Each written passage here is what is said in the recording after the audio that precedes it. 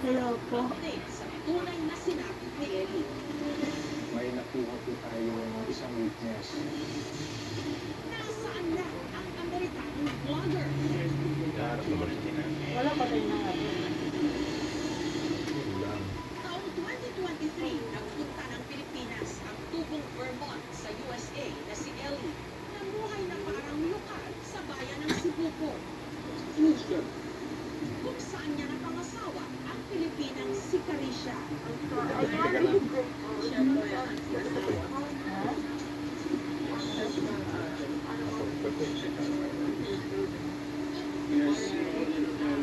Ang buhay nila sa probinsya, ipinasilip ng dalawa sa kanilang mga vlog. Wala eh. Yung buhay natin sa buhay.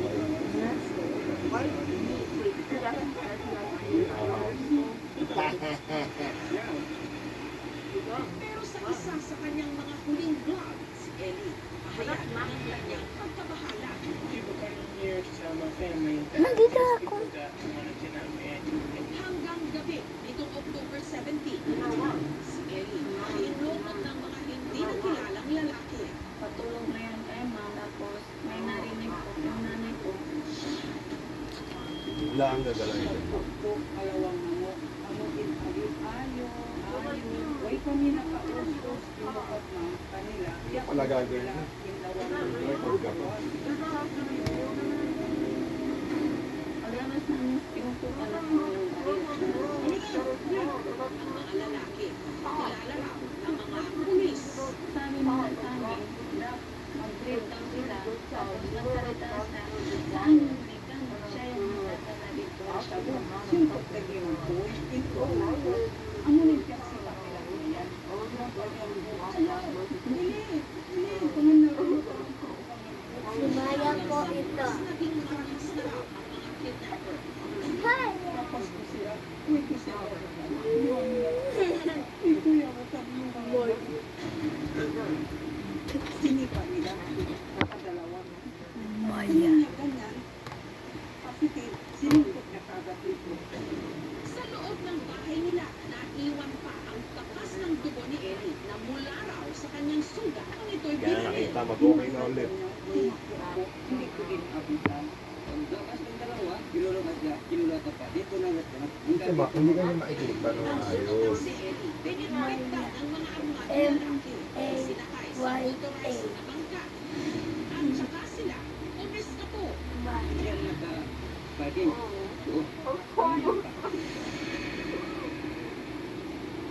Ang PNP sa Cebu po, mariing pinabulaan ng sampot sila sa pagkidnap ni Ellie. Was already cleared and then upon verification, there was no legitimate operations from any government or any law enforcement in the area against Eliot. Agad silang nagsagawa ng investigasyon. Hanggang nitong October 27, sumuko sa mga otoridad ang dalawa sa mga suspect at naging daan para sumurrender ang isa pa nitong kasama.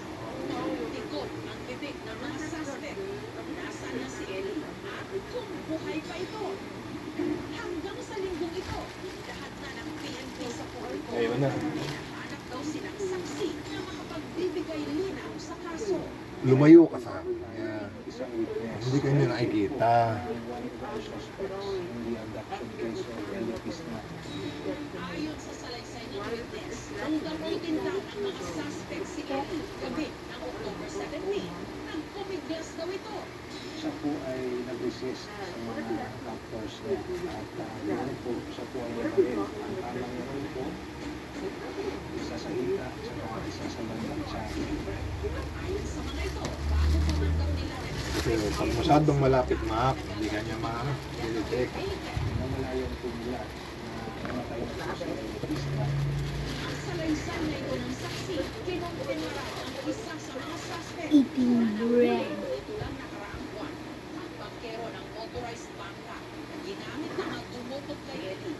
Siya po ang nag-confirm Wow. sa nakuha nating information sa naunang witness. Parehas po ang kanilang sinabi sa nangyari. Ang dapat po, pag tumawag po sa malalaking ugat sa katawan, at pwede mag-cause na massive. At least, ang tao ay may 5 to 6 liters na dugo. Kapag kalahati po ito ang nawala, at least 50% to 75% kung hindi bread. Ang tanong ngayon, nasaan na ang mga labi ni Eric? Ginawa nila, may desisyon sila na ihulog yung kanyang katawan doon sa dagat. Patay na daw ang asawa ko. Hanggat sa hindi ko po nakikita yung bangkay niya, hindi po ako makasabi na patay ng asawa ko.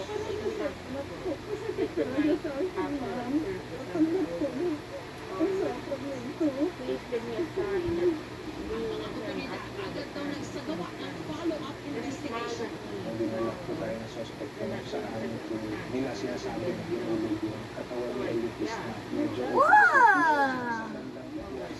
City, but it's very proximate po doon sa Cebu pa. Dito, nahanap nila ang bangkang ginamit daw ng mga suspect. Hindi natin nahanap na traces of blood bangka na ginawa nila kasi after nila nato, nilinis po nila at pininturahan nila. Wala pong araw na hindi ko po siya naiisip. Look at his face. It's so very clean and bright. Nandun mo po, hindi na kami gaano makalabas dahil matakot kami. Yung mga tao Nakakausap rin daw ni Karisha ang pamilya ni Eric sa Amerika, bagamat ayaw daw ng mga ito magpa-interview sa media. Siyempre, masakit din sa akin ma'am kasi anak nila. Dito lang ako sa bahay ko. Kaya nang hindi ko nakikita yung katawan. May chance. Doctor. Hindi naman po ako sisi nila. Ang mga pulis, hindi pa rin daw sumusuko. We alerted all the police stations na may laylayan dito sa Apic area. We also coordinated with Neighboring Island. Unfortunately, wala pa pong nag-report na nakahanap na kung patay na katawan sa Zamboanga Peninsula. Sa ngayon, may 10 suspect na raw ang PNP. Dahil sa mga ito, nasa kustudiya ng mga pulis. Ang listahan, nadagdagan pa sa pagkakatakip ng isa pang suspect matapos ang isang madugong enkwentro sa Cebu. Wait lang, I will get my Isa sa tatlong namatay is one of the four suspects who were fully abducted. You were the best one. I don't know if you it was already confirmed that he also doesn't have any Hindi na restarted with ransom in mind. Dahil sa pagdukot kay Eli at ilan pang mga panyagang nasa probinsya Oh, na tipid. para rin sa kanilang Ito, kaligtasan. helicopter. Retired from the United States. Yes, yeah. My wife, I've been here in this area for Please don't take this. This will cause Mama Tita to go to you. Namamamba din po ako. Laging alert din talaga siya natutulog sa gabi. Nakikipag-coordinate po kami sa mga kapulisan at kasundaluhan po namin dito para po maipanatili yung maitig na seguridad ng mga locals natin, pati na po yung mga turista na pumunta. this incident is an isolated case, has been the first for several years now. Samantala, si Krisha, kahit pa sa pinakapunting Bruh. tuloy pa rin kumakapit. Asal sa isang himala na I need a spoon to get out of that bread. If there is bread that goes out, I will take out of a spoon. Spoon. This thing. I will put it group and the mate.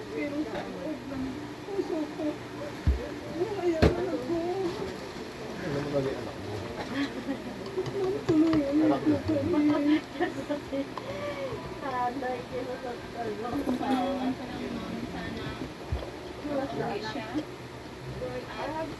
Bro, it's kinda like I'm eating cereal.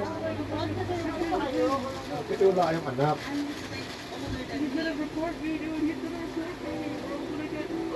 Bro, my mom and dad are watching a naked guy without shirt. No, I mean a guy without any shirt.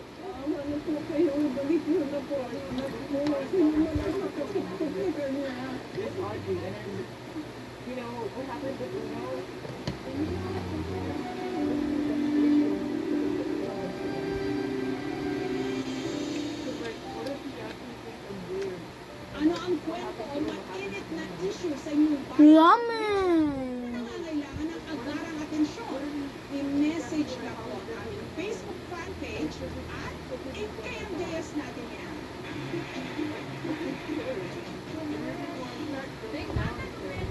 Dip, dip, dip.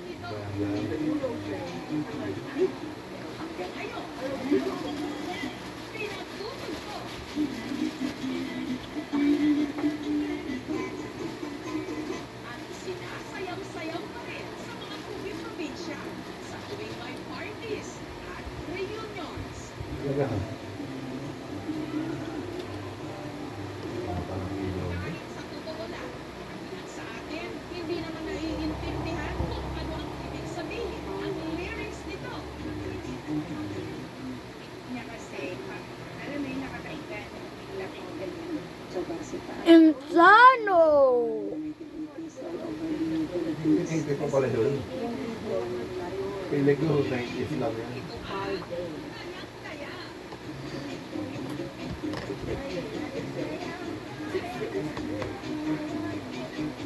Kaya yan. Dip, dip, dip, dip, dip.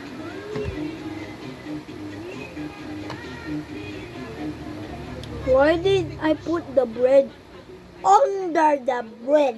Sa isang awitin unang nai-record sa kapitbahay nating bansa sa Southeast Asia, Malaysia. Sa bidyong ito, mula raw sa Sabah, makikita ang dalawang babaeng sumasayaw sa kantang pinamagatang Pakiring. Iba man ang lyrics nito, pero ang tono, pamilyar. Natunog kasi ng tono ng dayang-dayang.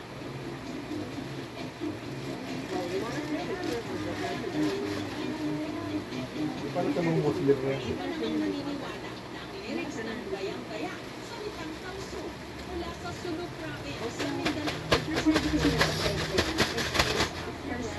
Bruh, I almost fly over the bread. Ito ay pagkakaano ng pagtatagpo ng mga tao sa Southern Mindanao, which is the Taos and the Samar nila. May mga haka-haka din na ang tinutukoy na dayang-dayang sa kanta. Ang tinaguriang First Lady ng Sulu at anak ng Sultan na si Dayang-Dayang Hajit Niang Tautira. Pero lahat ng ito, Onya dada, I'm still eating, oh bruh. kumanta nito nagpangalang Haiku. Masyado ka kasing malapit. Napakakaunti rin ang impormasyon tungkol sa kanyang pagkatao. Ang pagkakailan lang, Kaya yung cellphone ko ang phone. iconic na kanta, Pakiring na pakiring, lumantad sa publiko. kiring pa kiring, kiring, kiring. Sa isang malayong probinsya ng Tawi-Tawi, matutuklasan natin ang matagal na pinagmulan ng mga Pilipino. Sa vlog na ito ng content creator na si Papo Rio, ibinahagi niya ang kanyang biyahe sa pinakadulo. Wow, ubos na. May tao. Engine be like. Wait. Dito sa Sinakay, matatagpuan yung floating market nila na talagang dinaray ng Dada, ito na yung last day ng bread. Bread. Original na singer at songwriter ng iconic song na Dayang-Daya. Hindi talaga sa Malaysia nakatira. May TV pa yun. Narito rin sa pinakadulong isla sa katimugan ng Pilipinas. napag-alaman natin na dito rin sa mismo si Tangkay matatagpuan ang original na kumanta na Dayang-Dayang. Dayang, dayang, dayang, dayang, dayang. Ang mami,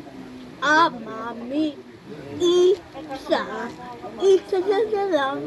Aha, oh yeah, isa lang. Masayaw din ako ng magulang ko kasi hindi ko alam na Isa, dalawa, tatlo, apat, lima, anim, siyam, pito, brawat, ewan ko.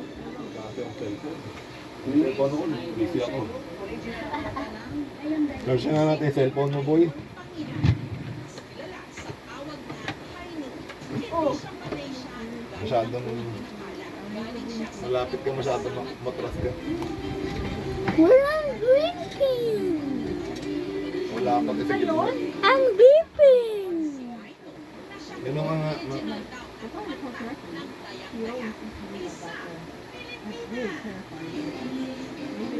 Layo mo kasi.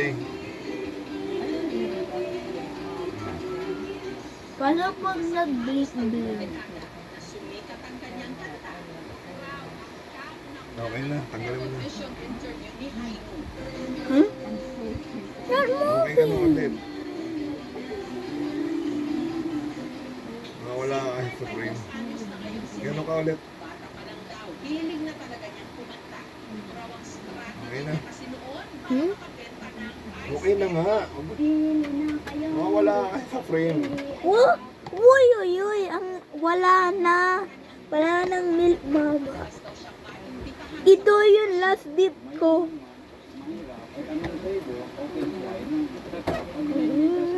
Yucky.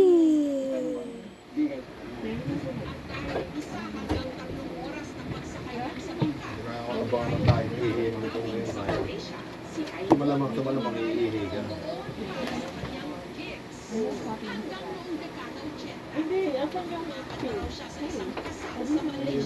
Malawak kasi masyado.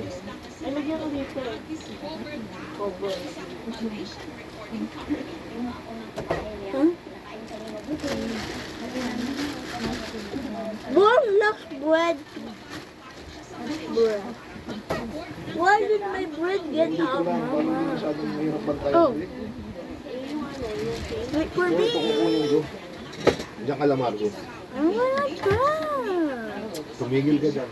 Papatay ako. I'm gonna try. Bread.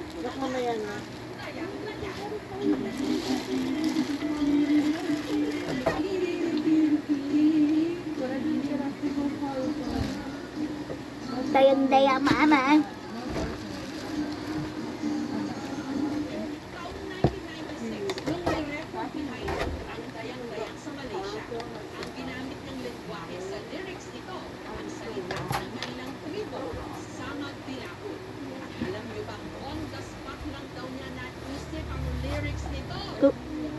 Matras ka, Mark. Malat mo. Malat mo. Give me Wala that. na, wala na.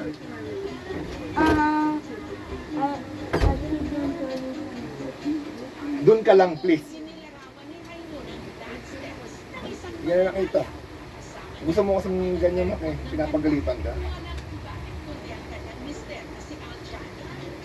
Ako na ngayon ang tinatrack niya. Kasi nag-okay ka sa tabi ng mukha ko.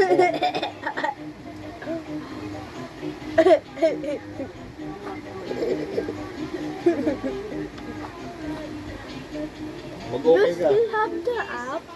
Hindi mo. Hindi ka nakikita Ikaw. This egg is super nice. Kiring-kiring, ibig sabihin, patagilid. Ulit natin. Matapos maging Dada. I'm going to play. 30,000 pesos. Binigyan din daw siya ng 100 na mga kopya ng kasente. Dinala at ibinenta niya rito sa Pilipinas. This will make some art. Especially nung Mula sa kinita What kind of part is this? kanyang mga kapatid. What kind of part? Dalagang abroad. Ayan. Mama's like so disgusting. Pero nung nag-rely low na raw si Tino sa pag-record ng mga kanta, buhay may popular sa mga Da, bakit hindi kita itong art? Marcos. Ang inaano niya po, yung mukha mo. Paulit-ulit tayo, di ba? Huwag mo itapon sa sahig yung mga ano mong bread, Marcos. Alam mo na. pag dito ka sa Sitangkay, papuntang Malaysia, viable sa 50 km gamit third. Na-allow po kasi ng mga maliit Stop mo na na yan. komunidad doon kasi may patos sila na tinatawag na local. Pero hindi lang talaga sila Post mo na pwedeng yan. Exit mo na yung